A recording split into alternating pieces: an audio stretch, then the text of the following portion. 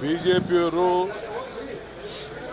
ತನ್ನ ಅಸ್ತಿತ್ವವನ್ನು ಕಳ್ಕೊಳ್ತಾ ಇದ್ದೀವಿ ಅಂಥೇಳಿ ಬಿಜೆಪಿಯವರು JDS ಅವ್ರಿಗೆ ಎಲ್ಲ ಸತ್ಯ ಗೊತ್ತಿದ್ರು ಕೂಡ ಇದೊಂದು ದೊಡ್ಡ ಡ್ರಾಮಾ ಮಾಡ್ತಾ ಇದ್ದಾರೆ. ಅವ್ರಿಗೆ ನಾವು ಹೇಳಿದ್ದೀವಿ, ನಿನ್ನೆನೂ ಹೇಳ್ದೋ, ನೀವು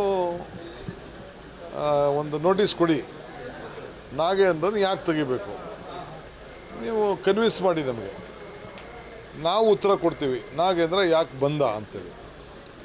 ಒಬ್ಬ ST ಸಮುದಾಯದ ಒಬ್ಬ ಮಂತ್ರಿಗೆ ಯಾವ ಆಧಾರನೂ ಇಲ್ಲ, ಅವನ್ನ ಇವತ್ತು ತೆಗಿಬೇಕು ಅಂತ ಹೊರಟಿದ್ದಾರೆ. ಈ ಎಷ್ಟು ಜನ ಕೇಂದ್ರದಲ್ಲಿ ವಿವಿಧ ರಾಜ್ಯದಲ್ಲಿ ಕೇಸ್ ಇರೋರು ಮಂತ್ರಿ ಇಲ್ಲ, ಇವನ ಮೇಲೆ ನಾವೆಲ್ಲ ಪರಿಶೀಲನೆ ಮಾಡಿದ್ದೀವಿ.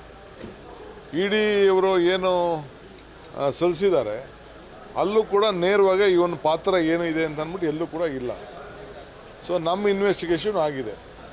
ಈಗಾಗಲೇ ಹೆಚ್ಚು ಕಮ್ಮಿ 84 ಕೋಟಿಲಿ 79 ಕೋಟಿಯಷ್ಟು ಈಗಾಗಲೇ ರಿಕವರಿ ಮಾಡಿದ್ದಾರೆ. ಇವ್ರ ಹತ್ರ ನಾಗೇಂದ್ರ ಹತ್ರ ಏನು ರಿಕವರಿ ಮಾಡಿಲ್ಲ, ಇವರು ಎಲ್ಲೂ ಇನ್ವಾಲ್ವ್ಮೆಂಟು ಇಲ್ಲ. ಸೊ ನಾವೆಲ್ಲ ನೋಡಿ 2 ವರ್ಷ ಅದನ್ನು ರಾಜೀನಾಮೆ ಕೊಟ್ಟು 2 ವರ್ಷ ಆಯಿತು. ಆತನಿಗೆ ಒಬ್ಬ ದಲಿತನಿಗೆ ನಾಯಕನಿಗೆ ಅನ್ಯಾಯ ಆಗಿದೆ ಅಂತೇಳಿ ನಾವು ಮತ್ತೆ ಅವ್ರಿಗೆ ಅವಕಾಶವನ್ನು ನಾವು ಮಾಡಿಕೊಟ್ಟಿದ್ದೀವಿ. ಇವರು ಬೇಕಾದವರು ಅವನ ಬಗ್ಗೆ ಆರೋಪ ಇತ್ತು ಅಂದರೆ ನೋಟಿಸ್ ಕೊಟ್ಬಿಟ್ಟು ಚರ್ಚೆ ಮಾಡಲಿ.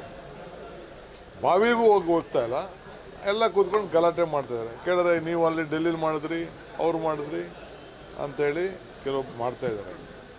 ಸೊ ನಾವು ಅದಕ್ಕೆ ನಮಗೆ ಆದಂಥ ನಾವು ತಾಳ್ಮೆಯಿಂದ ನಾವು ಇದನ್ನು ನೋಡ್ತಾ ಇದ್ದೀವಿ. ಸೊ ಇವ್ರದ್ದು ಏನೋ ಒಂದು ಅಸ್ತಿತ್ವ ಉಳಿಸ್ಕೊಳ್ಬೇಕು ಅಂತೇಳಿ ಈ ರೀತಿ ಅವರು ಪ್ರತಿಭಟನೆ ಮಾಡ್ತಾಯಿದ್ದಾರೆ, ಹೋರಾಟ ಮಾಡ್ತಾಯಿದ್ದಾರೆ. ಇಲ್ಲಿ ಅವ್ರು ಏನು ಬೇಕಾದ್ರೂ ಮಾಡಲಿ, ಬಟ್ ಅದು ಅವ್ರು ಮಾಡ್ತಾ ಇರೋದು ಅವ್ರಿಗೆ ಅದ್ರ ವೀಕ್ನೆಸ್ಸು ಗೊತ್ತಿದೆ. ಸೊ ವಾಪಸ್ ಹೆಂಗೆ ಅಂದ್ಬಿಟ್ಟು ನಮಗೆ ಮೇಲೆ ಡೆಲ್ಲಿಯಿಂದ ಬಂದುಬಿಟ್ಟಿದೆ, ನಮಗೆ ಮೇಲೆ ಹೇಳ್ಬಿಟ್ಟವ್ರೆ, ನಮಗೆ ನಡೆಯೋಕ್ಕೆ ಬಿಡಬೇಡಿ ಅಂತ ಹೇಳ್ಬಿಟ್ಟವ್ರೆ, ನಮ್ಮ ಪಾರ್ಲಿಮೆಂಟ್ ನಡೆಯೋಕ್ಕೆ ಬಿಡಲಿಲ್ಲ, ಅದಕ್ಕೆ ನೀವು ನಡೆಯೋಕ್ಕೆ ಬಿಡಬೇಡಿ ಅಂತ ಹೇಳಿದ್ದಾರೆ ಅಂತ ಮಾಡ್ತಾಯಿದ್ದಾರೆ. ಇಷ್ಟೇ. ಕುಮಾರಸ್ವಾಮಿ ಈಗ ಸವಾಲು ಕರೀತಾರಲ್ಲ, ನಾನು ಸವಾಲು ಕರೆದಾಗ ಯಾಕೆ ಮಾಡಲಿಲ್ಲ? ನಾನು ಹೇಳಿದೆ ನಡೆಯೋಣ ಚರ್ಚೆ ಮಾಡೋಣ ಅಂತ ಕರೆದಿದ್ದನಲ್ಲ, ನಾನು ಚರ್ಚೆ ಮಾಡೋಣ ನಡೆಯಪ್ಪ ಅಂತ ಕರೆದಿದ್ದನಲ್ಲ, ಯಾಕೆ ಬರಲಿಲ್ಲ ಆಗ? ಈಗ ನಾನು ಈಗ ಅದೇನು ಸವಾಲು ಬೇಕೋ ಎಲ್ಲರ ಕೈಲೂ ಸೈನ್ ಹಾಕಿಸಿ ಕೊಟ್ಟಿದ್ದಾರಲ್ಲ, ಅಸೆಂಬ್ಲಿ ಚರ್ಚೆ ಮಾಡಲಿ. ಆ ಜನನೆಲ್ಲ ಕಂಪ್ಲೀಟ್ ಮುಗಿಸ್ಬಿಟ್ಟು ರೆಡ್ ಝೋನ್ಗಿಟ್ಟು ಅಕ್ವಿಷನ್ ಮಾಡಿ ನೋಟಿಸ್ ಮಾಡಿ ಎಲ್ಲ ಮಾಡಿಬಿಟ್ಟು ಈಗ ಸುಮ್ಮನೆ ಅದಕ್ಕೇನೋ ಡ್ರಾಮಾ ಮಾಡೋಕ್ಕೆ ಕೊಟ್ಟಿದ್ದಾರೆ. ಇರಲಿ, ಅದಕ್ಕೆ ಉತ್ತರ ಕೊಡ್ತೀವಿ. ರಿಯಲ್ ಎಸ್ಟೇಟ್ ದಂಧೆ ಶುರು ಮಾಡಿದ್ರು ಯಾರು? ಅದು ಕುಮಾರಸ್ವಾಮಿ ಪಿತಾಮಹ. ರಿಯಲ್ ಎಸ್ಟೇಟ್ ದಂಧೆ, ಸರ್ಕಾರ ರಿಯಲ್ ಎಸ್ಟೇಟ್ ದಂಧೆ ಮಾಡ್ತಾರ? ನಾವು ಸೇನ್ ಹಾಕ್ತಿದ್ವಾ? ನಾವು ರಾಜ್ಯಕ್ಕೆ ಒಳ್ಳೇದಾಗಬೇಕು, ಒಂದು ಟೌನ್ಶಿಪ್ಗಳು ಜನ ಹೊರಗಡೆ ಹೋಗಬೇಕು.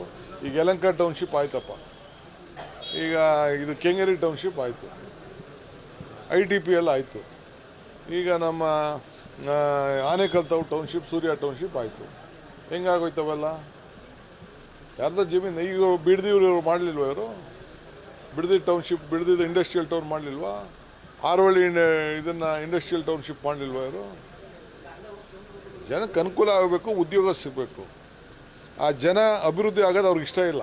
ಈಗ ನಾವು ಏರ್ಪೋರ್ಟ್ ಮಾಡಿರ್ತಾನೆ ಇಡೀ ಆ ಏರಿಯಾ ಎಲ್ಲ ಅಭಿವೃದ್ಧಿ ಆಗಿರೋದು. ಸೊ ರಾಮನಗರದವರು ಅಭಿವೃದ್ಧಿ ಆಗಬಾರ್ದು, ಕನಕಪುರದವ್ರು ಅಭಿವೃದ್ಧಿ ಆಗಬಾರ್ದು, ಚನ್ನಪಟ್ಟಣದವ್ರು ಅಭಿವೃದ್ಧಿ ಆಗಬಾರ್ದು, ಮಾಗಡಿಯವ್ರು ಅಭಿವೃದ್ಧಿ ಆಗಬಾರ್ದು. ಇವ್ರ ಮನೆಯಲ್ಲಿ ಉದ್ಯೋಗಕ್ಕೆ ಇರಬೇಕು ಎಲ್ಲರೂ. ಯಾರು? ಅದೇ ನಾನು ಹೇಳಿದ್ನಲ್ಲ, ಒಳ್ಳೆ ಕೆಲಸ ಮಾಡಿದ್ದಾರೆ ಅಂತ ಹೇಳಿದ್ನಲ್ಲ ಸದನದಲ್ಲಿ. ಅವ್ರು ಹೇಳಿದಾರಲ್ಲಪ್ಪ, ಅವರು ಸೂಚನೆ ಮಾಡಿದ್ದು ಬಿಡದಿ ಟೌನ್ಶಿಪ್ ಮಾಡಬೇಕು ಅಂತ ಅವ್ರ ಆಲೋಚನೆ ಸರಿಯಾಗಿತ್ತು ಅಂತ ನಾನು ಹೇಳಿದ್ದೀನಿ. ನಾನು ಸತ್ಯನೇ ಹೇಳಿದ್ದೀನಿ. ನಾನು ದೆಹಲಿಗೆ ನಾಳೆ ಹೋಗ್ತಾ ಇದ್ದೀನಿ, ಬೆಳಗ್ಗೆ ದೆಹಲಿಗೂ ಹೋಗ್ತಾ ಇದ್ದೀನಿ. ಇದಕ್ಕೆ ಮಹಾಬಲಿಪುರಕ್ಕೆ ಹೋಗಬೇಕು ಅಂತ ತೀರ್ಮಾನ ಮಾಡಿದ್ದೀನಿ. ಬರ್ತಾರೆ.